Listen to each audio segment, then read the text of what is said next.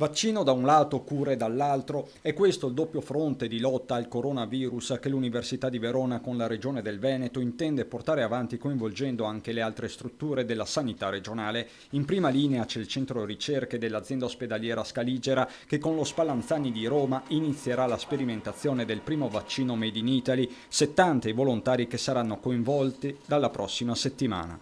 Questo vaccino inizierà il 7 settembre, avremo le prime somministrazioni, viene fatto presso l'ospedale di Borgo Roma all'8° piano, nel centro ricerche diretto da dottor Stefano Milleri. L'altro fronte è quello della cura con la ricerca tutta veronese pubblicata a New York dopo una sperimentazione che ha coinvolto 80 malati Covid. Si tratta di un cocktail con un farmaco impiegato per la cura dell'artrite reumatoide utilizzato assieme ad altri farmaci. La sperimentazione sugli 80 pazienti ha registrato un solo decesso, mentre sono stati 26 i decessi registrati tra 50 malati sui quali non è stato usato il cocktail. Di risultato eccezionale ha parlato il rettore.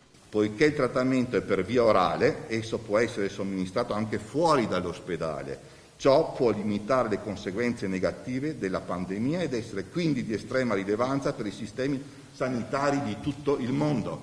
Per Zaia un orgoglio tutto veneto. Io sono orgoglioso di questi scienziati che magari vanno poco sui giornali, che magari sono poco noti, però i pazienti li vedono, i pazienti li curano e non è una cosa da poco. E Zaia è poi tornato sulla classificazione dei decessi da Covid con l'Istituto Superiore della Sanità che contabilizza anche i soggetti nel frattempo negativizzati, un fronte solo apparentemente statistico. E io penso che sia sempre più corretto fare quello che noi abbiamo sempre proposto, cioè le patologie che portano al ricovero piuttosto che al decesso, se non sono correlate alla positività, devono dire che il paziente non è morto a causa del coronavirus o non si è ammalato a causa del coronavirus. La sanità veronese nel frattempo, così come quella veneta, si sta preparando a ogni possibile scenario. Sono preoccupata da clinico perché questa volta, se ci fosse una seconda ondata, arriverà appunto a novembre e questo significherà molto lavoro.